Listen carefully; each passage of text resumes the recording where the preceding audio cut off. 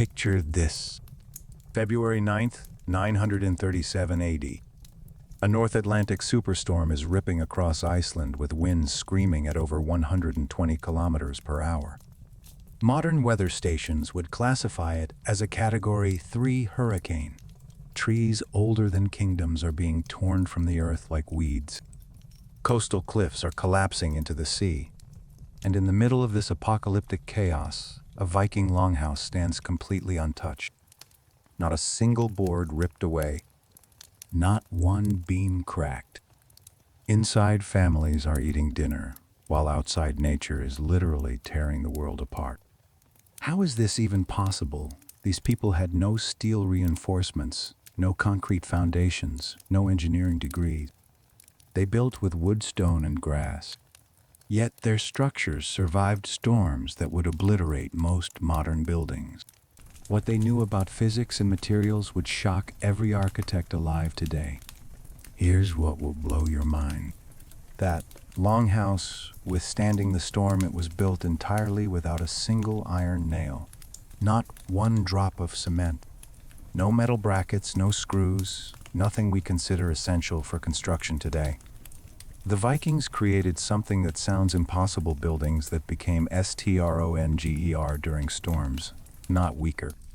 Structures that actually fed off the moisture that destroys modern homes. Architecture that breathed like a living creature. You've been lied to about Viking houses your entire life. Forget every image you've seen of dirty, primitive hovels where people lived like animals in the darkness. The reality was radically different, and what I'm about to show you will completely change how you understand ancient engineering. But before we dive into their secrets, ask yourself this question. Could YUR house survive what that Viking longhouse endured in 937? The answer might terrify you. Because what the Vikings understood about building in extreme conditions, we've almost completely forgotten. They possessed knowledge that modern construction has lost, and recovering it could revolutionize how we build today. Stay with me, because the first secret lies literally beneath their feet, and it's gonna shock you. Let me destroy a myth right now. When you hear Viking house, you probably picture a low, cramped shack half buried in mud where people huddled with their livestock in smoky darkness. Delete that image completely. It's propaganda from people who never saw these structures. The truth: Viking longhouses were PALACES, made of wood. We're talking about buildings that stretched 80 meters in length. Let me put that in perspective for you. That's longer than a modern 20-story apartment building laid on its side. Imagine walking into a single room the size of a football field with ceilings soaring 7 meters high, carved pillars depicting gods and monsters, and enough space to house 60 people comfortably. These weren't shelters. They were architectural achievements that would impress even today. Inside one of these halls, you'd find an entire civilization operating under one roof. Warriors sharpening weapons in one corner. Craftsmen weaving textiles and forging tools in another. Servants preparing massive feasts over fire pits. Children playing between the carved pillars. It was a fortress, warehouse, workshop, feast hall, and home, all combined into one massive space. The central hearth alone stretched 15 meters long, burning continuously for months. This was the beating heart where decisions affecting entire regions were made, where sagas were recited on winter nights, where the community gathered as one living organism.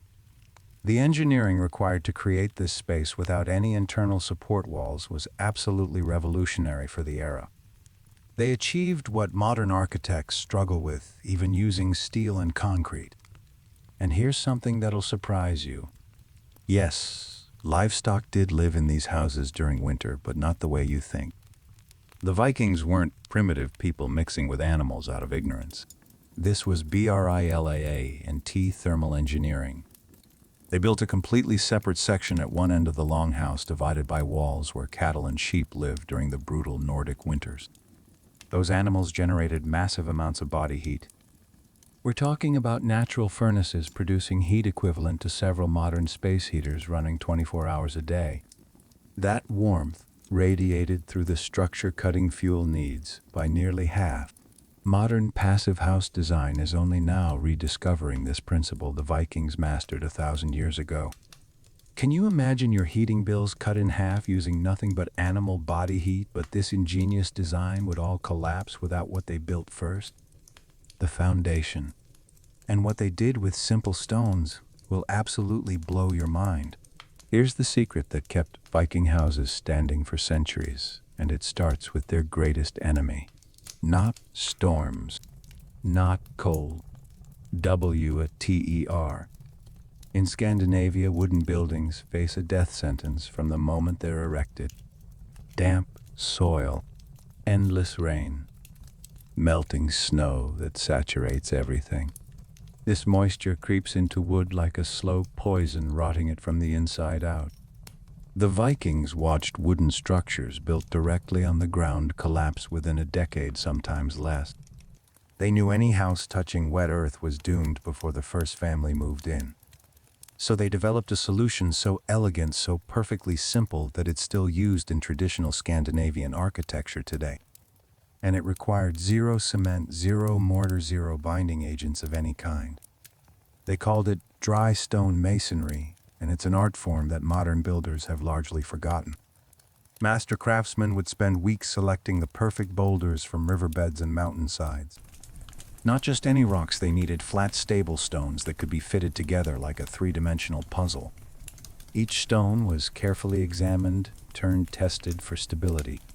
The goal was creating a completely level foundation around the entire perimeter of the future house, sometimes stretching 80 meters in length. These weren't random piles of rocks. They were precision-engineered platforms where each stone bore weight from multiple directions, locking into its neighbors through pure geometry and friction. No mortar meant the foundation could shift slightly with ground movement, preventing cracks that destroy rigid cement foundations. It was flexible strength, a concept you'll see repeated in every aspect of Viking construction. The primary mission of this stone platform was raising the first wooden beam called the sill beam, or ledger above the killing zone of ground moisture. This beam bore the entire weight of the walls and roof, making it the most critical component of the structure. Thanks to the stone cushion underneath, air could circulate freely beneath it, creating a constant airflow that carried moisture away before it could cause rot. The stones also blocked Arctic winds from howling under the floorboards, kept rodents and pests from burrowing into food storage, and created a thermal break between frozen ground and living space. Viking builders understood physics and airflow in ways that would make modern HVAC engineers jealous. One master builder I studied could position stones so precisely that you couldn't slide a knife blade between them. How long do you think it took a team to build an 80-meter foundation by hand selecting and placing each stone perfectly? Weeks of backbreaking labor. But they knew this foundation would determine whether the house lasted 10 years or 10 generations. And they were building for generations. But a perfect foundation means nothing if the walls collapse. What the Vikings did next changed architecture forever, and it came from the most unexpected source, their warships. What I'm about to reveal has fundamentally changed everything historians believed about ancient construction. When you think of wooden walls, your mind probably goes to one of two images: either a log cabin with horizontal logs stacked like Lincoln logs, or modern stud walls covered in plank. The Vikings looked at both those approaches and said completely wrong. They took a totally different path, and their inspiration came from the most unlikely place, the savage North Atlantic Ocean. Their houses were built using the exact same revolutionary technique as their legendary longships. And this technique allowed them to create something that shouldn't be physically possible: walls that became stronger when battered by hurricane-force winds. The technology was called stave construction, or post and beam building, and it remains one of the most unique and unconventional architectural techniques in human history. Instead of stacking logs horizontally, Viking craftsmen planted massive vertical posts called staves at critical points along the wall. These weren't just tree trunks hammered into the ground. Each stave was a carefully selected timber, sometimes from trees, over 300 years old, chosen for specific grain patterns and density. Then came the precision work. Using axes sharpened to razor edges, craftsmen carved deep vertical grooves running the entire length of these posts. We're talking about channels cut with such accuracy that modern carpenters using laser levels struggle to match it. Every groove had to be perfectly straight, perfectly deep, perfectly aligned. One mistake and the entire wall system would fail. Into these grooves they slid horizontal boards called planks, stacking them one on top of another like rails in a track. Here's the genius part that modern engineers missed for centuries: these boards weren't nailed down. They weren't glued. They sat loosely in the grooves, able to move independently.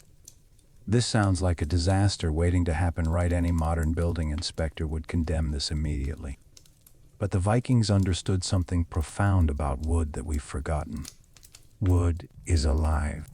Even after being cut, it continues breathing, swelling with moisture, shrinking in heat, expanding and contracting with temperature changes. In a rigid nailed structure, this movement creates gaps, cracks, structural failures. But in a Viking wall, each board could move freely in its groove, shifting and adjusting constantly. When hurricane winds slammed into the house at 120 kilometers per hour, the wall didn't resist like a brick barrier trying to stand firm until it shattered. Instead, it brethed. The boards shifted microscopically, bending slightly, absorbing the kinetic energy of the impact like a shock absorber. The wall flexed like the hull of a ship riding a massive wave. This flexibility made it virtually indestructible against wind pressure that would snap modern frame walls like toothpicks. Think about that for a second: a wall that survives BAC-USC, it moves, not despite moving. The Vikings created adaptive architecture 1,000 years before that term existed. But walls are nothing without something to hold up the roof. And what held up Viking roofs will absolutely shock you. Prepare yourself for a fact that seems completely insane. In most Viking longhouses, those ingenious exterior walls we just discussed, they didn't support the roof at all. Not even slightly. They were just wind curtains, protective shells against the elements. The entire monstrous weight of the roof, we're talking tons of timber, birch bark, and turf, plus whatever snow accumulated on top, was supported by a completely separate internal structure. A skeleton of giants hidden inside the house. Picture walking into one of these halls for the first time. You'd see 2 rows of massive posts running the entire 80-meter length, marching down the center like columns in a cathedral. These weren't ordinary support beams. They were carved from the trunks of trees that had been growing since before the Viking Age began, sometimes 500 years old or more, with diameters exceeding 1 meter. Finding, transporting, and installing these titans was an achievement by itself. These internal pillars were connected at the top by sturdy crossbeams, and on top of those crossbeams rested the most important timber in the entire structure, the ridge beam. This single massive log, sometimes 20 meters long and half a meter thick, ran like a spine down the center of the house. Every rafter, every roof support, every structural element above connected to this central beam. The engineering principle here is called a bent frame or cruck construction, and it created something remarkable: a huge, completely open interior space with 0 internal walls blocking the view. The outer walls were just cladding, decorative protection. The inner skeleton bore all the weight. This meant Vikings could build halls of incredible width and length that would be impossible with load-bearing exterior walls. But this wasn't just structural engineering. It was social engineering. The absence of internal walls created one massive communal hall, where the entire clan, 60, 70, sometimes 80 people, lived in a single shared space. This wasn't a flaw in design. It was intentional. It strengthened bonds, prevented secrets, created unity. Everyone saw everything. Decisions were made collectively. Children learned by watching adults. The community functioned as one organism. Those massive pillars also served another purpose beyond holding up the roof. They were canvases for master carvers who covered them in intricate designs, Gods like Odin and Thor, heroes from legendary sagas, mythical monsters like the Midgard serpent. These weren't just decorations. They were the spiritual guardians of the house columns that held up not just the physical roof, but the cosmic sky of their owner's world. Because the outer walls bore no structural weight, they could be modified easily. Need a new door cut through the wall without fear of collapse. Want to add an extension, remove a section of wall while the load-bearing frame keeps everything standing. Modern modular design principles invented a millennium ago. But how did they connect these giant logs without a single metal nail? The answer involves actual magic wood that gets stornge, or when it gets wet. Imagine you're a Viking master builder. You need to permanently join two massive oak beams that will support tons of weight for the next 300 years. You have a problem. Iron nails are insanely expensive. Iron goes into swords and axes, not construction. A single iron nail costs the equivalent of a day's wages. Using enough nails to build a house would bankrupt most families. Your only option is wood itself. Sounds impossible, right? How do you make wood hold wood together under crushing weight? The Viking solution was the tree nail, a wooden peg that seems like the simplest technology imaginable, but is actually one of the most ingenious fastening systems ever invented. This wasn't just a stick hammered into a hole. It was sophisticated material science that made joints stronger over time, not weaker. Let me explain how this works because it's going to blow your mind. First, craftsmen selected the hardest, densest wood available, usually oak, ash, or juniper. The tree nail had to be harder than the structural timbers it was joining. Then they drilled a perfectly smooth hole through both logs using a specialized auger drill, with a long handle sometimes requiring 2 men to operate. The hole diameter was critical, too large, and the peg would be loose, too small, and it wouldn't fit. Next came cutting the tree nail itself with incredible precision. Often it wasn't round. Craftsmen carved it into an octagonal or square shape, so the sharp edges would bite into the wood when driven home, creating maximum friction and adhesion. But here's where the real magic happened. The freshly cut tree nail was deliberately over-dried. They kept it by the fire or in direct sunlight for weeks until every molecule of moisture had evaporated. It became hard as bone and shrunk slightly in size. This bone-dry peg was then hammered forcefully through the drilled hole, passing through both structural timbers and locking them together. At both ends, small wooden wedges were driven into the peg for additional security. Now watch what happens next. The surrounding wood and air in the house are naturally humid. This is Scandinavia, where moisture is constant. The over-dried tree nail sitting inside the structure begins slowly absorbing this atmospheric moisture. As it absorbs water, it's WELLS. And when wood swells inside a confined space, it generates enormous outward pressure. The expanding tree nail filled every microscopic crack and pore in the hole, pressing outward with tremendous force. The joint became completely monolithic, actually STRONGER, than if it had been connected with an iron nail. Why? Because iron rusts. Rust corrodes both the metal and the surrounding wood, weakening joints over time. But a wooden tree nail became one with the structure, a living fastener that grew stronger from the very moisture that would destroy iron. With every rain, every humid day, every year that passed, the tree nails gripped tighter. It was wood defeating the elements using wood itself, biomimetic engineering, before that concept existed. Can you imagine discovering that moisture, your greatest enemy, actually strengthens your building over time? But tree nails were just one word in the secret language Viking carpenters spoke. Every Viking craftsman spoke a language that we're still trying to fully decipher today. Not a language of words, a language of shapes, angles, and joints. This was the vocabulary of carpentry connections that allowed them to erect structures that would dwarf medieval cathedrals, all without a single metal bracket or modern fastener. The foundation of this language was the mortise and tenon joint, a classic technique that Vikings perfected to an art form. Here's how it worked. At the end of one timber, they carved a protrusion called a tenon, essentially a rectangular tongue sticking out. In the timber it would connect to, they hollowed out a perfectly matching cavity called a mortise, a socket designed to receive that tongue.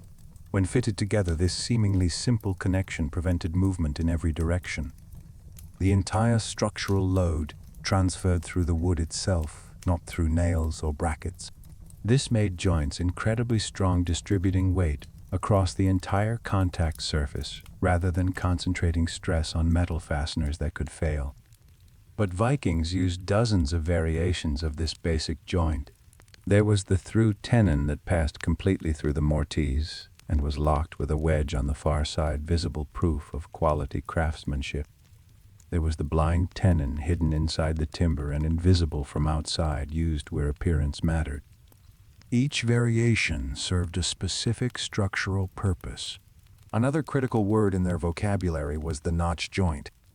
When two logs had to intersect perpendicularly, like at a corner, a notch was cut into each log exactly half its thickness. When stacked, these notches interlocked, forming a smooth, solid plane. This technique, called a saddle notch or bowl joint, was the foundation of corner construction.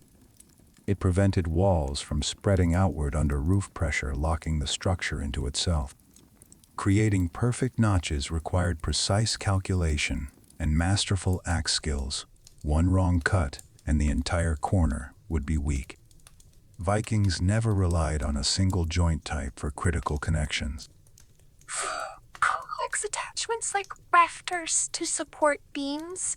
They combined multiple joints, a bowl notch, a tongue, and groove connection, all secured with tree nails driven at opposing angles. It was a multi-layered safety system, where even if one element failed, others would hold. The axe in a Viking craftsman's hands wasn't just a cutting tool, it was a precision sculpting instrument. Master carpenters could carve these complex three-dimensional shapes with millimeter accuracy, understanding intuitively how the wood grain would behave under different loads, how seasonal expansion and contraction would affect the joint, how forces would distribute through the connection over decades. This knowledge was worth more than gold. It was passed from master to apprentice through years of apprenticeship, hands-on experience that couldn't be learned from books or drawings. How difficult do you think it was to carve a perfect hidden mortise and tenon joint using only an axe and chisel, knowing that a mistake could weaken a structure for generations? But even the strongest wooden skeleton can't protect against Arctic winds that cut through everything. For that, Vikings wrapped their houses in something alive. No matter how brilliantly engineered, a bare wooden frame offers zero protection against the piercing winds and bone-crushing cold of the North Atlantic. Simple plank walls would freeze solid. The temperature inside would barely differ from outside.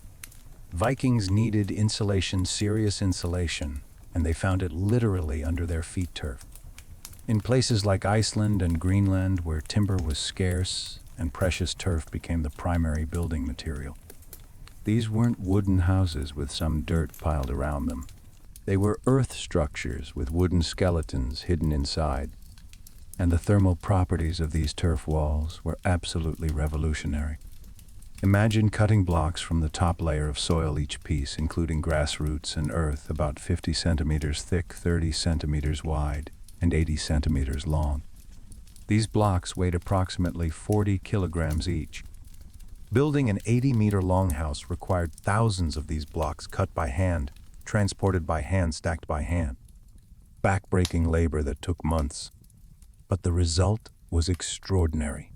Turf walls were built incredibly thick, often exceeding 1 meter in width.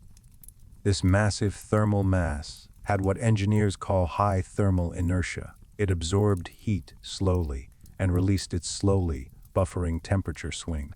In winter, the walls prevented the interior from cooling rapidly when fires died down at night. In the brief Arctic summer, they prevented overheating. It was passive climate control using nothing but dirt and grass. Even more remarkable, the turf blocks were alive. The grass roots in each block continued intertwining with neighboring blocks, creating an increasingly dense monolithic mass over time. The wall actually got as stronger as it aged, the opposite of most construction materials. Vikings often used herringbone masonry patterns when stacking turf, angling the blocks for maximum stability and creating beautiful geometric patterns on the exterior. A properly built turf wall was absolutely windproof. No draft could penetrate through a meter of earth. Inside the longhouse, it was dark and smoky, but always warm even when blizzards raged outside with temperatures dropping to minus 40 degrees Celsius. Houses built with this technology literally disappeared into the landscape. From a distance, they looked like natural grassy hills, completely camouflaged. This wasn't just aesthetic, it was strategic invisibility and environmental integration that modern green architecture is only now rediscovering. Turf also provided excellent fire resistance. Unlike dry wood, a thick earthen wall couldn't catch fire from stray sparks from the central hearth. In a dwelling with an open fire burning constantly, this was critical safety engineering.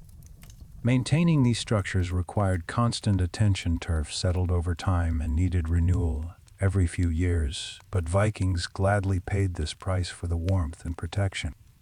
The roof system was equally ingenious. Vikings created a multi-layer roof design still used in traditional Scandinavian architecture today. The first layer was birch bark, one of nature's most amazing materials. Birch bark contains natural tar that makes it completely waterproof. You can leave it underwater for years and it won't rot. Craftsmen removed bark in large sheets and laid it like shingles overlapping so water couldn't penetrate. But birch bark alone would blow away in storms. So they added turf layers on top, first a layer with grass facing down for adhesion, then another layer with grass facing up so a living carpet could grow on the roof. This earth and grass mass weighed several tons, pinning the birch bark down with such force that no hurricane could tear it loose.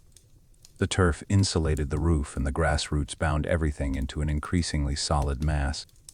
A Viking longhouse roof solved three problems simultaneously. The birch bark provided 100% waterproofing, the turf provided thermal insulation, and the combined weight provided unmatched storm resistance. It was holistic engineering where every element served multiple purposes. We've examined individual components, foundations, walls, frames, roofs. But the true genius of Viking architecture wasn't in these elements separately. It was how they worked together following a single revolutionary philosophy. Modern houses fight the elements. They're built on rigidity principles. They must be immovable like rock. When pressure exceeds design limits, they break catastrophically. Viking houses didn't fight nature. They lived with nature. They were built on flexibility principles, not rigid rocks, but trees that bend in wind without breaking. Every element was designed for controlled movement. Post and beam walls let boards breathe and shift, absorbing wind gusts like shock absorbers. Wooden treenails swelled and became integral to the structure, but retained microscopic elasticity, allowing the whole system to flex under load without brittle failure like rusted metal. The structural frame often incorporated slight curves, especially the famous curved roof ridge that distributed stress along the building's length, like a ship's keel. The meter-thick turf layer acted as a giant damper, absorbing vibrations from wind and preventing resonance that could tear structures apart. It was a single living organism where each part moved independently but remained connected to all others, designed to yield to force dissipated and survive what would shatter any rigid structure. Vikings understood a fundamental law of nature: what does not bend breaks. They built according to this law, creating architecture that didn't defeat storms, but made storms irrelevant. This approach required deep, intuitive understanding of materials. Viking carpenters didn't simply chop wood, they engaged in dialogue with it, knowing how it would live and move for decades after being cut. This was their ultimate secret, not brute strength, but wisdom in creating living, breathing, flexible structures from dead materials. Inside these longhouses, life centered around the Lang, the hearth stretching 15 meters down the central hall. This fire provided light in a world without windows, warmth, fighting eternal cold cooking for entire clans. People gathered around it on endless winter nights to recite sagas of heroes and gods. But open fires produced massive smoke with no proper chimney, just holes in the roof peak. Smoke filled the upper space, creating heavy, acrid air that seems unbearable to us. Yet for Vikings, smoke wasn't just a problem, it was a solution. Rising smoke enveloped the roof structure, depositing tar and soot that hardened the wood like stone, impregnating it with preservatives that killed woodworm larvae and fungus, protecting against rot and pests. The process of heating the house was simultaneously the process of preserving it. Smoke that made breathing difficult gave the house a lifespan measured in centuries. Life in these halls was completely communal, with almost no personal space. Wooden benches along walls served as seats during the day and beds at night. Everything happened in full view of everyone.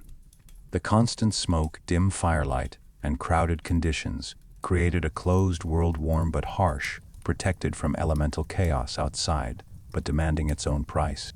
Yet this warmth, these strong walls, this flexible engineering all worked together, creating not just a building, but a machine for survival, crafted with incredible skill and profound understanding of nature. The Viking longhouse was an engineering marvel, born in conditions where survival was a daily battle against hostile nature. Every detail responded to specific challenges: rot, cold, hurricane winds. They created architecture that didn't rely on modern materials, yet surpassed them in durability and sustainability. They used dry stone foundations to defeat moisture rot. They applied flexible ship wall technology to absorb wind energy.